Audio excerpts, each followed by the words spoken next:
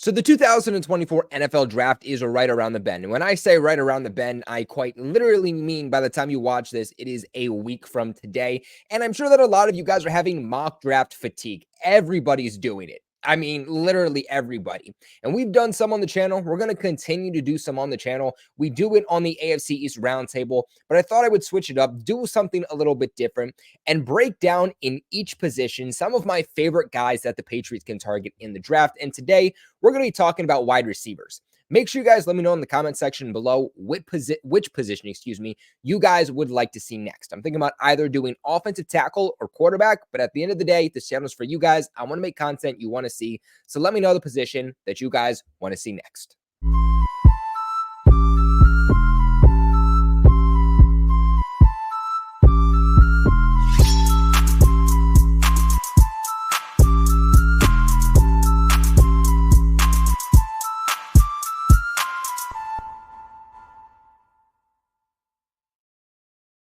So starting off here, I have wide receiver Javon Baker. Now, first and foremost, I think I have about 5 guys ultimately that I'm putting on this list for wide receivers. This is a really, and I mean really good wide receiver class. I don't know the last time we saw the receiver class that was this good. Maybe 2020, dare I say. But I don't want to put every single prospect in these videos, right? I want to kind of limit it down to some of the guys that I realistically think they can target, but also guys that I really like for the team. Because again, very good wide receiver class. You could put Pearsall in here and I wouldn't say you're wrong. You could put Ladd McConkey in here and I wouldn't say you're wrong. We're also not going to be talking about the top guys in the first round because ultimately I don't think they'll be available for the Patriots unless they trade down. But Javon Baker, this is a guy that I've mocked the Patriots several times before. It seems like Pats Nation in general are big fans of Javon Baker, wide receiver, 6'1", only 22 years old. And he kind of fits where the Patriots are going to be looking for a wide receiver. Again, they're not going to be getting a wide receiver in the first round unless they trade down from 3 or trade back into the first, which I ultimately don't think they're going to do. I think the sweep spot for wide receiver is somewhere between the second and third round, with the third round being my kind of favorite sweet spot for the Patriots to go ahead and get that guy. And that's really where Javon Baker is expected to go, somewhere between rounds 3 and 4. Now, this is going to be kind of your outside perimeter contested catch guy. Not very fast, though. Only ran a 4.54 40-yard dash. So don't expect him to exactly have the burners, okay? But I think at wide receiver, there's a specific type of guy the Patriots need to go after, and it's not this small slot, quick speedster guy, okay? If they go that route, that's perfectly fine. But the Patriots have a specific need at wide receiver. They don't just need any wide receiver. They need that big guy on the outside that's going to dictate coverage because of how big he is. The Patriots had that with Josh Gordon. Josh Gordon leaves. The Patriots had it with N'Keal Harry. N'Keal Harry doesn't work out. They bring in Devontae Parker. Devontae Parker's out, and who's the guy that the Patriots have as that big body on the outside? Currently, it's no one. Right now, New England has a lot of guys who kind of sit at like 6 foot or smaller, 6'1" and smaller. But a lot of those guys are slot guys. They're not true contested catch guys. And that's where Javon Baker can kind of come in and switch things up. Now, lucky enough for the Patriots, this guy isn't going to be really anything like N'Keal Harry was. N'Keal Harry, he was slow, sluggish, just expected to catch those contested catches, but wasn't fast, wasn't a good route runner. Javon Baker here, great route runner. Absolute great route runner for a guy that you're going to place as your X receiver. Great at the contested catches. He's big, he's wide, he's rangy, so that contested catch range and radius is definitely there. Really good at tracking the deep ball also. More so the concerns come with that overall speed. Like I mentioned, that 4.54 40-yard dash, a bit slower, and needs to be able to beat press coverage a little better. Not just press man, but just press coverage in general. Drop rate is a little bit concerning too. He had a drop percentage this past year of 10.3%. Once you reach that 10% mark, you start to worry quite a bit, but his contested catch rate, 56.3%. His grade against man was 78.5, and I think the Patriots also need receivers in the building that are going to be able to get open against man coverage a little bit better. And he had 3.2 yards per route run. He ranked 8th in the nation in deep yards with 574 of his 1,139 yards this past. Not to mention that he was also tied for third in the nation with deep catches with a total of 15. So this is a guy that, again, I think is going to be able to wear a lot of different hats for the Patriots, but definitely fits their need for the type of guy that they're going to be looking for also. Now, next up here, we have Jalen Polk. Now, Jalen Polk, 6'2", 22 years old, also ran a 4.52. So this is another X receiver on the outside who, again, isn't really going to give you that speed aspect, and he's expected to be about a second rounder. I've seen a lot of people try to say that, like, this is Jacoby Myers. This is your Jacoby Myers replacement. No, it's not. If anything, that's the other Washington receiver in McMillan.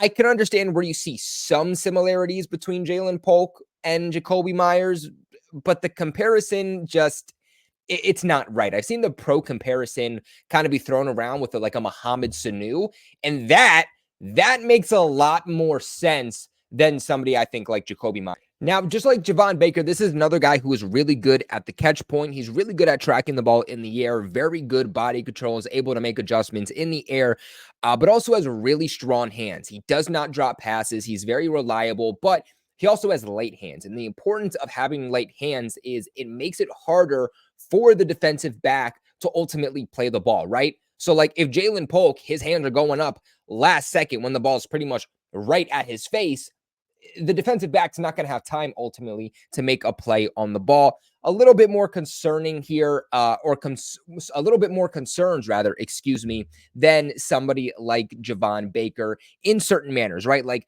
not a good route runner. Javon Baker, great route runner. Jalen Polk, not a very good route runner. Also not very good against press coverage, just like Baker wasn't. But not just that, this is the type of guy where you're not going to get much after the catch. It's the type of guy where, your quarterback's in duress, you're going to loft the ball up to him, and you're just going to ultimately rely that he's going to come down with it. And he likely will, but don't expect him to break tackles and break off for another 20 yards after he catches the pass. He had an overall receiving grade this past year of 79 while being able to eclipse 1,159 yards, was putting up 2.29 yards per route run, had a drop rate of only 5.5%. So that's something that he does have significantly better over somebody like Javon Baker, is that consistency with catching the ball, the reliability with catching the ball, a contested catch rate of 54.2, and a grade against man coverage of 74.3. There's a lot more similarities between Javon Baker and Jalen Polk than I think some people realize. Jalen Polk ranked 10th in the nation in deep yards with 567 and was tied for 8th with deep catches with 4. New England obviously does have ties because of the new coaching staff to Washington, so it wouldn't surprise me if in some type of manner, whether it's at wide receiver, whether it's at tackle, whether it's maybe at quarterback, I mean, I hope not, but you never know, maybe the Patriots decide that they're going to bring in some of those ties via Washington, and Jalen Polk is a guy that, of course, would make sense for them, especially if he isn't this like surprise first-round selection. He should be there for them at 34. Now, next up on my list is going to be A.D. Mitchell, and this is a guy that I hesitated to put on this list, not because I don't love him, though. I really do believe that A.D. Mitchell is going to translate very well to the NFL, and he has high upside at being a wide receiver 2 and a potential wide receiver 1 at that. Now, the reason that I was questioning putting him on here is, one, because he could be a first-round pick. He very, very well could. Like somewhere in the 20s to back end of the first, I could see him going. I just think it depends on ultimately what happens in the first round. If there is this early run at wide receivers, then I think we're going to see a lot of wide receivers taken off of the board.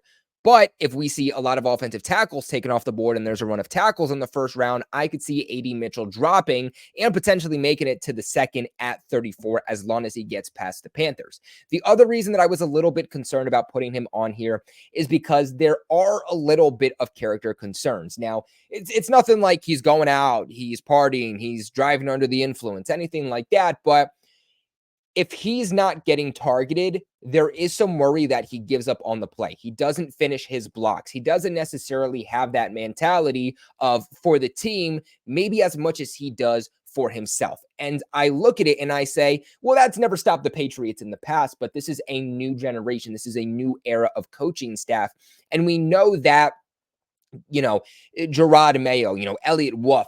They want guys in the building that are going to not play for themselves, but they're going to play for the guys around them. They're going to play for guys, and I quote, to their left and to their right. And is AD Mitchell going to be that guy who is going to contribute as a run blocker and is going to follow through, who is going to run routes even when he knows he's not expected to get the ball on that specific play? And if they have concerns about that, I could see them shying away because of some of those character concerns. But as you can see here, numbers are a little bit different than Baker and Jalen Polk because he's a different style of receiver. 6'4", has that size, especially as a red zone target. Also 21 years old, so still very young, still in his prime, still has time to develop, but is also fast, running a 4.34, which is absolutely absurd, especially for that size.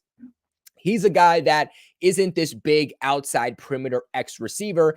He is somebody who runs very, very good routes. He's very good at getting open because he has a really good release. He also has a high football IQ, very good ball tracking, but then some more of those concerns come in with he doesn't necessarily play very physical, especially in the run game.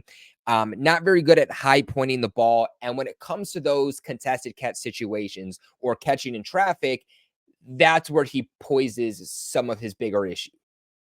Throughout his 3 years in college, too, he never eclipsed 1,000 yards. The most he put up was this past season, in which he put up 845 yards. But his yards per reception is very, very good. Like, this is a guy that moves the chains. You need a first down, you need to get down the field. AD Mitchell's going to be your guy. 14.8 yards per reception in 2021, 14.9 in 2022, and 15.4 this past season. Had an overall receiving grade of 74.1. Like I mentioned earlier, a very short-handed wide receiver. Only had one drop. I mean, he had a drop rate of 1.8%, which is absolutely absurd. Contested catch rate of 36.4%. Again, not really that guy who's going to be your go-to guy in those contested situations, but that's also not his style of play. Not very good against man coverage, though, which again has kind of been the bug that's bitten the Patriots with their wide receivers over the last several years. An overall grade versus man coverage of 66.9. Again, if he's there at 34, I think you run that card up, but there is that potential of a team in the back end of the first round, like the Bills, like the Chiefs, like the Ravens, potentially trying to go ahead and take him because he has such upside. So next up here is going to be a guy that we all know, a guy we all love, and that's Xavier Legette or Xavier Legette. I still believe it's Xavier Legette, but some people say Xavier Legette. It's going to be one of those situations where, when he gets drafted to any NFL team, we're going to have to hear how you're supposed to say his name. But wide receiver, like I mentioned, 6'3", 23 years old, ran a 4.39.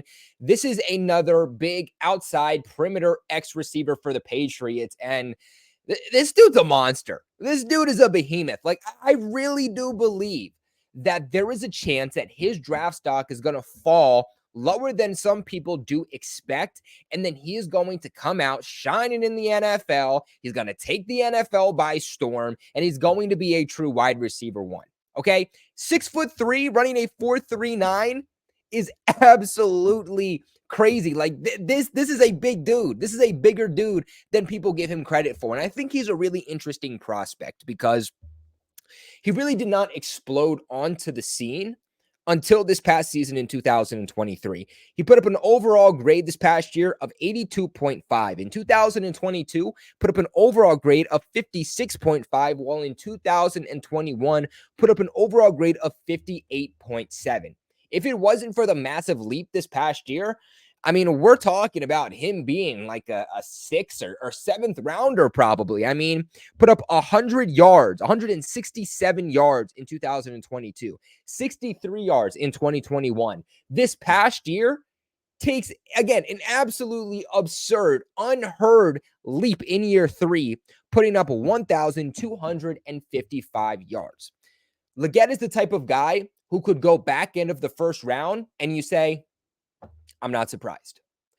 Then his draft stock could fall to where he's a third round pick, and you also say, I'm not surprised. it's all going to depend on how NFL teams view him. Do they believe that in the NFL he's going to be the guy that he showed in 2023? Or is who Xavier Legette is the player that we saw in 2021 and 2022? Definitely needs some more refinement. Definitely, excuse me, needs a little bit more consistency. But I could see this being a guy that the Patriots would like too, because the Patriots have always liked those guys that at one point played one position, but then have now transitioned to another position. And Xavier Legette used to play quarterback. Now he plays wide receiver. They love that at the wide receiver position. Julian Edelman, quarterback to wide receiver. Who else? Jacoby Myers, quarterback to wide receiver. I think Keon White was like tight end and then transitioned to edge rusher. Now, I do think his game is really interesting. He doesn't produce because he has a really good release package. In fact, that's a big weakness of his. He needs to figure out how to kind of update his release package and get better ultimately at getting release. Also, does not have a very good route tree, but he has a very good mentality. He has that see ball, get ball. Balls in the air, go up and go ahead and get the ball. Massive, massive catch radius, as you can see. I mean, at 6'3", very long, very lengthy, very long arms at that. That's the type of guy you want, especially for Drake May, if he ends up being the quarterback that the Patriots go with. Does have a little bit of inconsistencies at times with ball placement. That's the type of guy where just surround him with guys who have a huge catch radius, and you probably don't have to worry. Like I said, dominant contested catch guy, but also for his size, just impressive quickness, impressive speed. There was one point in 2023 where on one specific play, he hit over 22 miles an hour, which again, you just don't see for players his size. Now, he put up an overall receiving grade this past year of 86.9, 3.15 yards per route run, which is absolutely crazy. Only a 2.7% drop rate with 2 drops this last year, 47.6 contested catch rate, and an 85.6 grade against man coverage. Now, I do think that if Legette did have a slower 40 time, if he was an overall slower wide receiver, then we're kind of talking about him going a little bit later.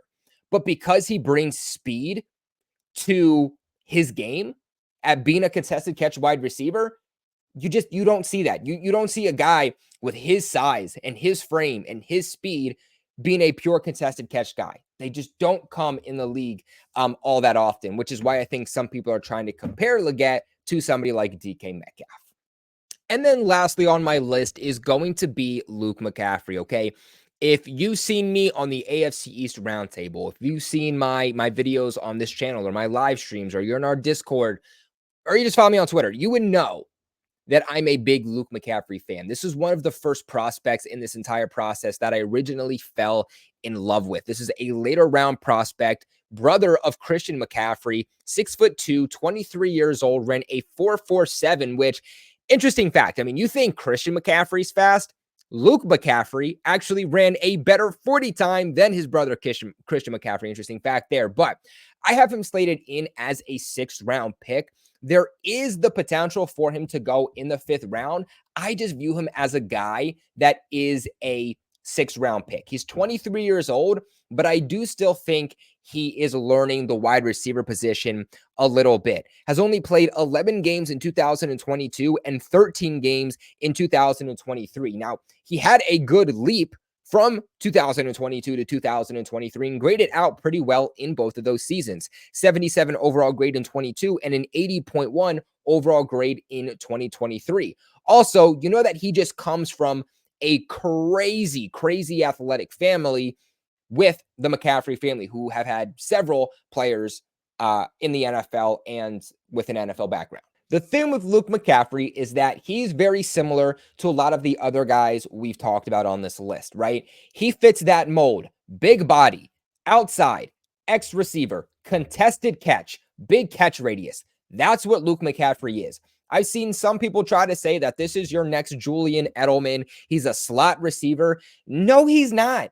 I don't know, man. I don't understand some people's kind of analysis on some players, and I respect the grind, but Luke McCaffrey is an outside receiver. He played, I will say, a good amount of his slots did come in the slot. I mean, a little over 300 did come in the slot, but the Patriots have those guys, right? They have Kendrick Bourne, KJ Osborne. They have Demario Douglas, who's like 5'8", 5'10". They have the guys that are specifically slot receivers. And when you have somebody who's a 6'2" contested catch guy, that's somebody at the NFL level you're probably going to want to play on the outside. He does also fall under that category of like former quarterback transition to wide receiver, because that's exactly what he was, fitting under that Julian Edelman, Jacoby Myers realm yet again, and could be the next big Patriots late round steal. Overall receiving grade this past year of 82.7.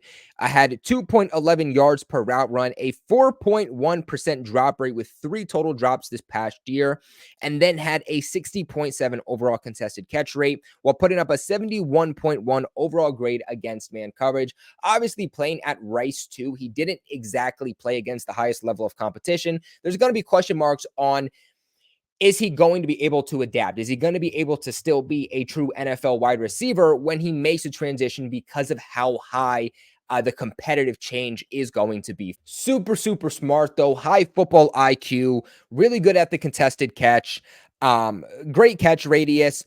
Not a very good route runner, but at the end of the day, if let's say the Patriots do miss out on Javon Baker, they miss out on Xavier Legette, they miss out on the Jalen Polk, they miss out on some of these better outside contested catch guys, then if in the 5th or 6th round you want to take a chance on somebody like a Luke McCaffrey, or even if they go Lad McConkey, let's say the 2nd round, and they still need that big body on the outside, Luke McCaffrey could be that project player that they're looking for. I will say too, he was a team captain this past year in 2023, so he kind of fits that personality on and off the field that Gerard Mayo is looking for. But that is going to be about 5 receivers that I like for the Patriots in this draft. Like I said, there's a lot of other guys I like. It's a great wide receiver class. Pearsall, McConkey. You can go through the list, and I would say if the Patriots drafted those guys, I would like it. I wouldn't mind it. These are just my 5 guys in different rounds that I would like to see the team potentially go after and target. But what are your guys' thoughts? What is your list? Who are your top 5 wide receivers in this class for the Patriots? Let me know in the comment section below. Remember to leave a big like on this video, and of course, subscribe to the channel for all of your New England Patriots news. I appreciate you guys so much for watching, and never forget, go Pats.